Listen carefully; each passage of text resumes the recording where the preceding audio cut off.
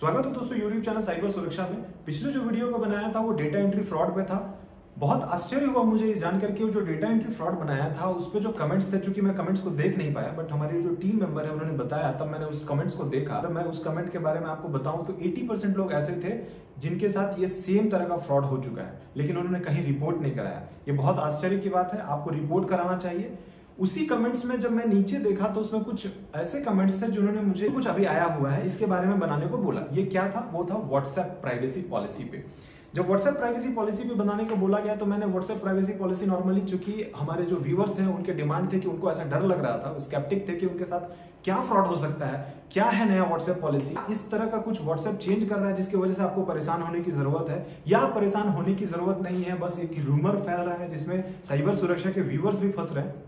इसको क्लियर करेंगे, बने रहिए हमारे साथ। देखते हैं इस वीडियो में क्या है, आपको व्हाट्सएप पे किस तरह की चीजों को करना है, किस तरह की चीजों को नहीं करना है, व्हाट्सएप आपसे क्या मांग रहा है, क्या आपका चैट सिक्योर्ड है कि नहीं है, क्या आपको इस तरह के जो चैट्स और मैसेजेस आप भेजते थे पहले, जो आप सिक्योर्ड मैसेजेस भेजते थे, पासवर्ड भेजते थे, क्या वो आपका जो व्हाट्सएप है वो पढ़ सकता है, नहीं पढ़ सकता। इन सारी बातों को जानेंगे इस वीडियो में, बने रहिए। आगे चलते हैं, देखते हैं क्या है पूरा एक मामला।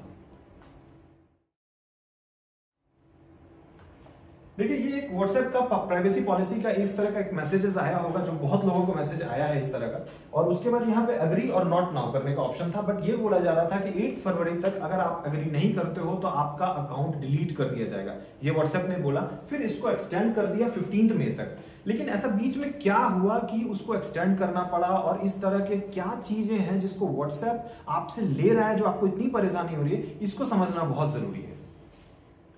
देखिए, व्हाट्सएप से पहले मैं आपको एक बात बता सकता हूं कि आपको पहले ऐप परमिशन वाला कुछ हमने कॉन्सेप्ट बताया था कि क्या परमिशन व्हाट्सएप मांगता है अगर आप इस ऐप को डाउनलोड करते हैं। ऑलरेडी इतने सारे परमिशन वो मांगता है आपसे, ऐसा कुछ भी नहीं है जो आप छोड़ा है। अगर अदर में देखोगे तो आपको लगेगा कि पूरा परमिशन क्या, आपका पूरा डिटेल ही वो ले लेगा।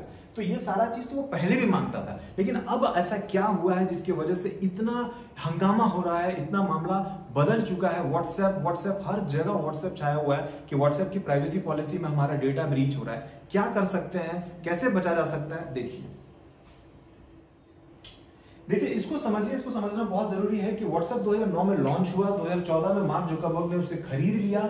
उसके बाद मार्क जुकरबर्ग जो फेसबुक के मालिक हैं, उन्होंने 2018 में व्हाट्सएप बिजनेस, एक अकाउंट होता है व्हाट्सएप बिजनेस, उसे लॉन्च किया। उसके बाद जो है 2020 जून तक जो प्राइवेसी आपसे मांग रहा था उसमें एक ऑप्शन था जो कि आप जाके सेटिंग्स में ऑप्ट आउट कर सकते थे। ऑप्ट आउट आप कर देते तो वो क्या होता कि आपसे वो डेटा नहीं लेता, उसके पास एक ऑप्शन था। लेकिन अभी जो रिसेंट पॉलिसी आई है उसको अगर आप रिसेंट पॉलिसी अपग्रेडेशन देखोगे तो 4 जनवरी का जो पॉलिसी है उसमें मैं देखा हूं कि इसमें ऑप्ट आउट के ऑप्शंस खत्म कर दिए व्हाट्सएप ने।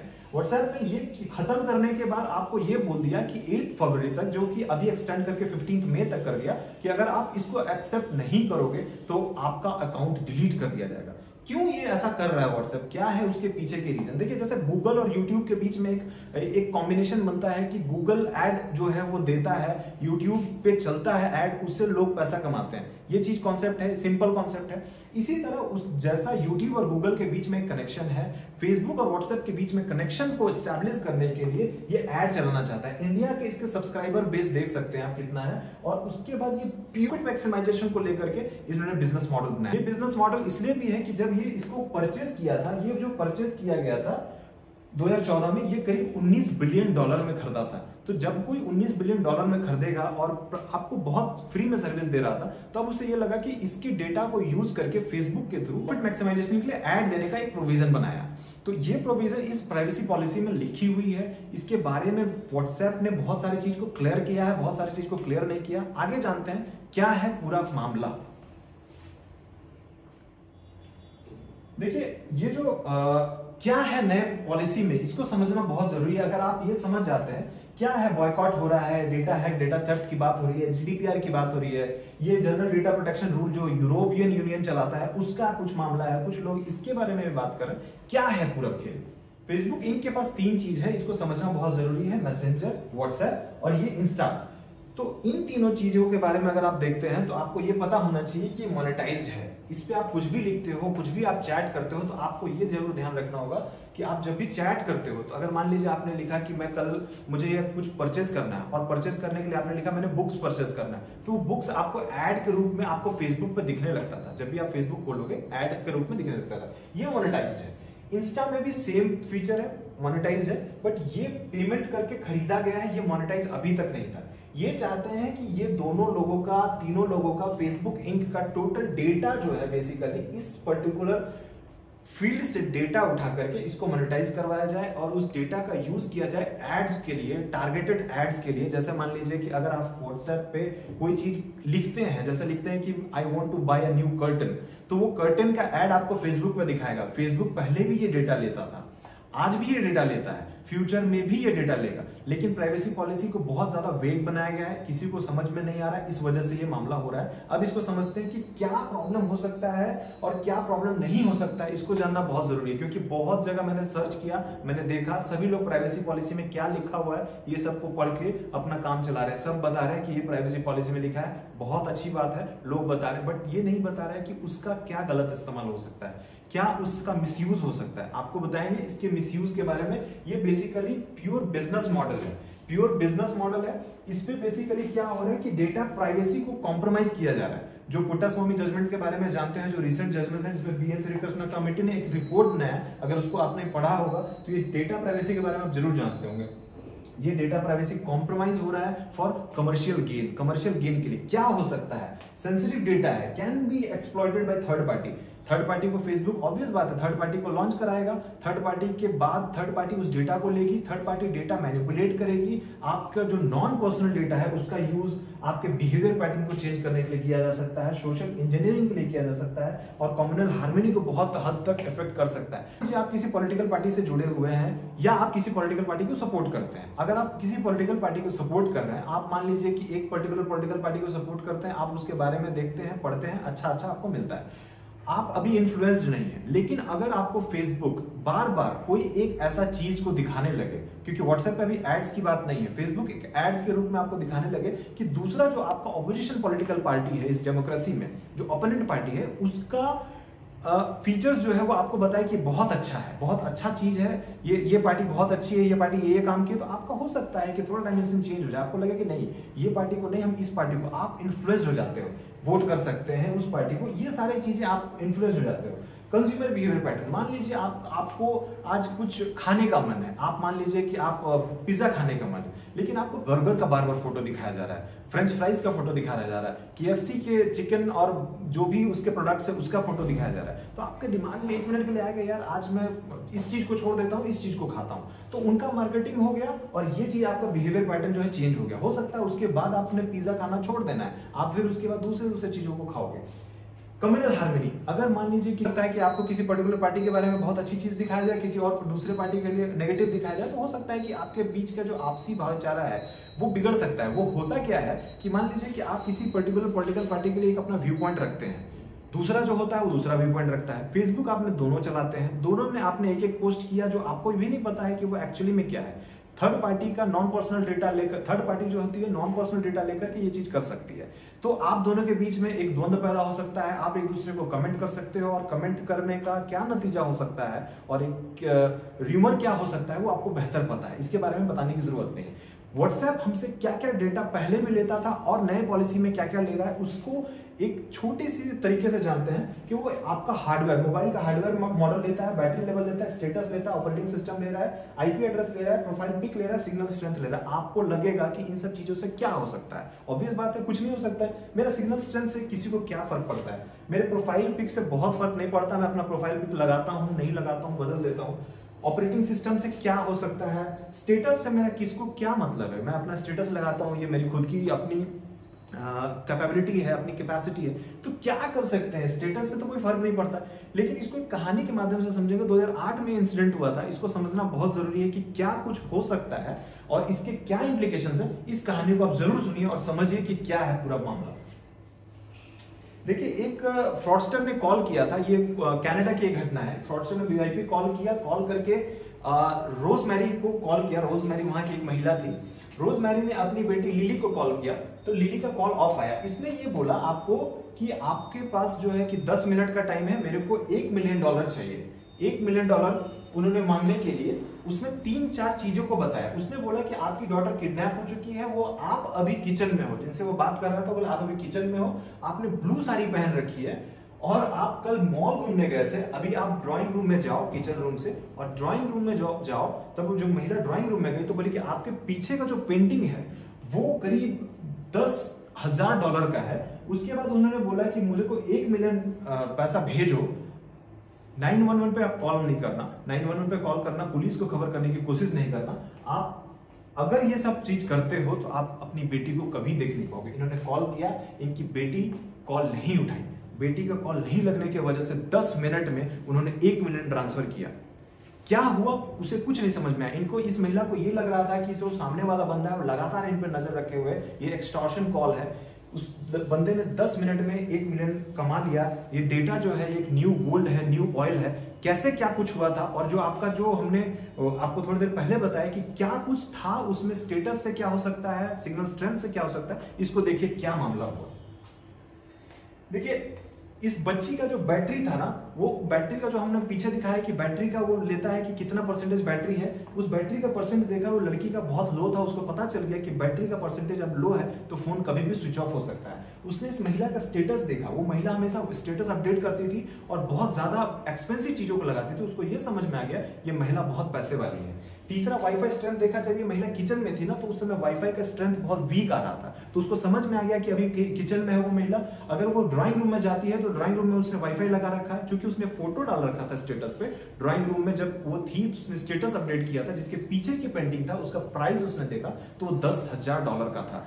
उसके बाद इसने अपडेट, अपना जो पिक अपडेट किया था इसी ने उसमें बोला कि आप अभी ब्लू साड़ी पहने हुए हो। ये पिक अपडेट किया था उस पर्टिकुलर डे का। उसके बाद जो ये लोकेशन था, वो जो फ्रॉडस्टर था वो लोकेशन को बार बार ट्रैक कर रहा था, और ये सारी चीजें जो आपके व्हाट्सएप है, जो अभी हमने देखा है कि नए प्राइवेसी पॉलिसी में ये सारी चीजें वो लेता है। आपको लगता होगा कि इन सब चीजों का कोई बहुत फर्क नहीं पड़ता, लेकिन इन सब चीजों का क्या फर्क पड़ता है ये आप देख चुके हैं। और इसको सिर्फ 10 मिनट में इसने $1 मिलियन जो है कि इससे एक्सटॉर्ट कर लिया। ये सिंपल सा डेटा मैनिपुलेशन था। अगर थर्ड पार्टी को व्हाट्सएप डेटा बेचता है, फेसबुक के पास से डेटा थर्ड पार्टी के पास जाता है, तो क्या उसका इंप्लीकेशन होता है ये देख लीजिए। इसमें हम बहुत कुछ कर सकते हैं, इसमें बचने के बहुत सारे उपाय हैं कि आप अपने पास पावर बैंक रखो, आप स्टेटस अपडेट नहीं करो, वाईफाई स्ट्रेंथ को आप तो नहीं चेंज कर सकते हो, तो आप इस चीज को तो नहीं कुछ छेड़छाड़ कर सकते हो। अपना प्रोफाइल पिक्चर मत अपडेट करो, लोकेशन के लिए आप VPN यूज कर लो, बहुत कुछ लोग करते हैं। लेकिन क्या इससे फिर भी बचा जा सकता है, ये जानना बहुत जरूरी है। तो नया प्राइवेसी पॉलिसी में क्या है इसको देखिए। देखिए लाइव लोकेशन, ये चीज जो है ये क्या करता है, ये आपके परमिशन से लाइव लोकेशन लेता है। आप अगर शेयर करते हो, सर्च करते हो किसी लोकेशन को तो भी लेता है। IP एड्रेस, आपका एरिया कोड वो कलेक्ट करता है अगर आप लोकेशन नहीं सर्च करते हो। इट मींस कि आपका लोकेशन व्हाट्सएप, फेसबुक कभी भी दे सकता है अगर फेसबुक के साथ डेटा शेयर होता है तो। एड्स, ये क्या है कि ये थर्ड पार्टी एड्स को अभी बोल रहे हैं कि हम नहीं अलाउ करेंगे, बैनर एड्स नहीं अलाउ करेंगे, लेकिन इसके बारे में हम जल्दी आपको अपडेट करेंगे। पहले व्हाट्सएप ने बोला था कि बिल्कुल प्राइवेट चैट ग्रुप है और इस तरह की चीजें हैं जो भी हम ऐड वैड नहीं दिखाएंगे, लेकिन अब वो ऐसा नहीं रहा। वो बोल रहा है कि ऐड ही करने के लिए। क्यों, इसके पीछे क्या है, ये आपको बेसिकली डिस्काउंट ऑफर करेंगे, एड्स दिखाएंगे, ये आपको सारी चीजों को बताएंगे। ये इसका पूरा बिजनेस मॉडल है। लोकेशन स्पेसिफिक एड्स के लिए ये डेटा कलेक्ट कर रहा है। इसके बाद देखिए इंक्रिप्शन। अभी भी आपको खुशी होगी जानकर कि व्हाट्सएप अभी भी एनक्रिप्टेड है। आप इस बात को मान लें, दिमाग में बैठा लें।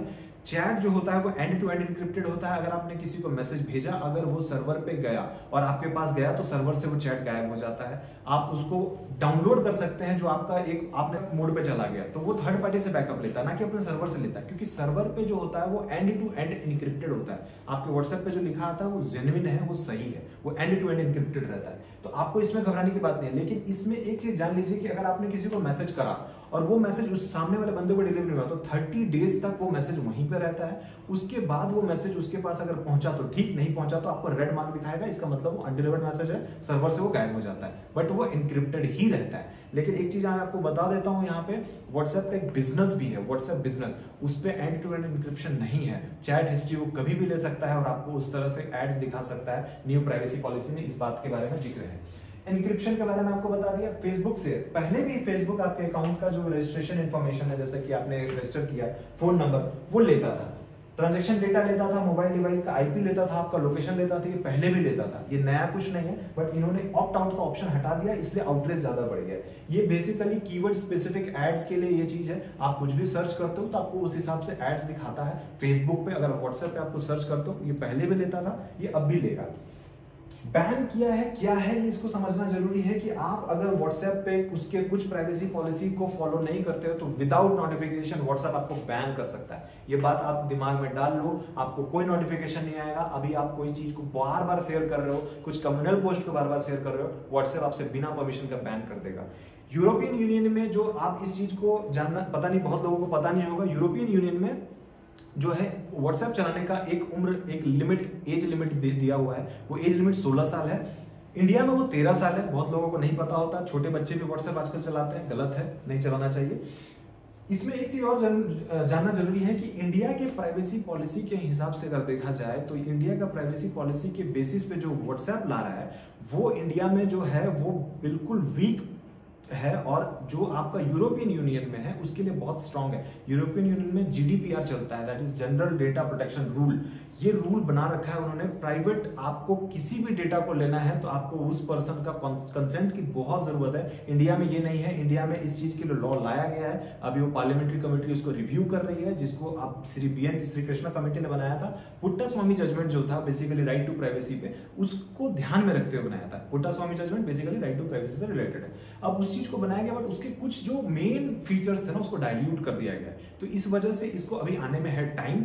इस वजह से व्हाट्सएप ही नहीं, चाइनीज कंपनीज भी बहुत सारी चीजों को इन्वेस्ट करी। बहुत लोगों को ये पता नहीं होता है। इस चीज को आप बहुत अच्छे से जान लीजिए कि क्यों इतना चाइनीज ऐप हम लोग डाउनलोड कर रहे हैं, क्या कर रहा है चाइना ऐसा कुछ। मैं किसी कंट्री के खिलाफ नहीं बोलता, बट आपको ये जानना बहुत जरूरी है। चाइना लगातार रिसर्च कर रहा है। रिसर्च किस पे कर रहा है? वो मशीन लर्निंग पे कर रहा है, न्यूरल नेटवर्क पे कर रहा है, डीप लर्निंग पे कर रहा है। वो डेटा को डेटा एनालिस्ट बना हुआ है, वो डेटा एनालाइज कर रहा है। लार्ज डेटा वो उसने अपने फायरवॉल से पूरा अपने कंट्री को प्रोटेक्ट रखा है।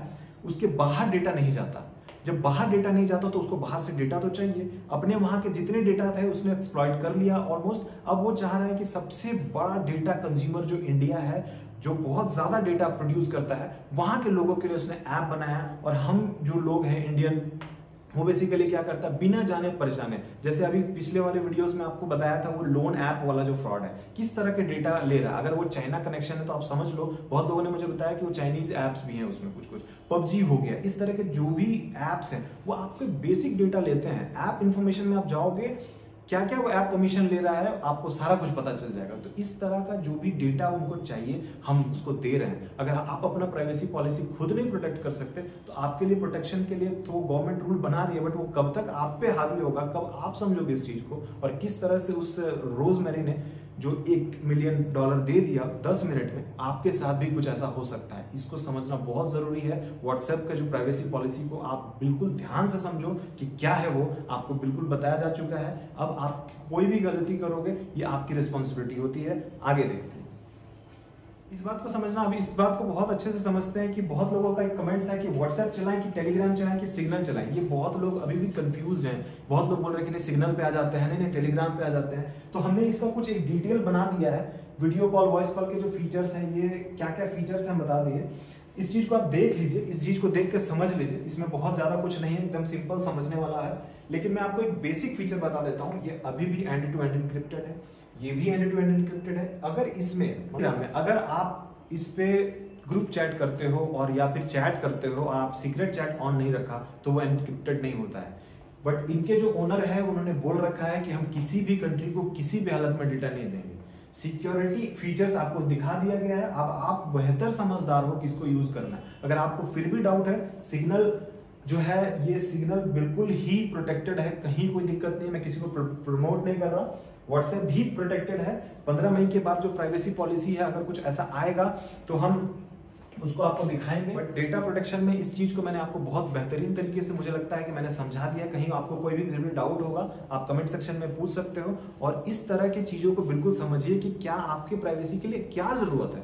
आप अपने प्राइवेसी को नहीं समझ पाते हो, आप अलाउ कर देते हो, जो बहुत सारे 28 पेज का कोई नहीं पढ़ता, किसी को कितना टाइम भी नहीं है। लेकिन अगर टाइम नहीं है तो बहुत सारे ऐसे ऐप्स है जिसका कोई मतलब नहीं है, उस ऐप्स को आप बिल्कुल परमिशन मत दो। अच्छा, सिंपल एक चीज समझने की कोशिश करिए कि अगर मान लीजिए मुझे कोई म्यूजिक सुनना है, मैं म्यूजिक वाला डाउनलोड किया, अगर एक सिंपल बात है, तो वो मेरे गैलरी को क्यों एक्सेस करेगा? मतलब म्यूजिक सुनना है, गैलरी एक्सेस कर रहा है, म्यूजिक सुनना है वो मेरे कॉन्टैक्ट्स को एक्सेस कर रहा है, म्यूजिक सुनना है वो मेरे कैमरा को एक्सेस कर रहा है। ये मुझे भी नहीं समझ में आता है क्या है इसके पीछे का फंडा। बट टोटल मिला के जो व्हाट्सएप की न्यू प्राइवेसी पॉलिसी है वो बिल्कुल एड से संबंधित है। वो अपना प्रॉफिट मैक्सिमाइजेशन करना चाहता है, व्हाट्सएप रैशनल दिखाना चाहता है अपने आप को, और rational person is always profit maximise करने के लिए वो कुछ भी कर सकता है। इस चीज को समझ लीजिए और इस चीज को जाननी है। चीजों को जानने के लिए हमसे जुड़े रहें, लगातार बने रहें, और हम आगे भी नए नए टाइप के फ्रॉड को लेकर के आपके पास आएंगे। तब तक के लिए थैंक यू वेरी मच।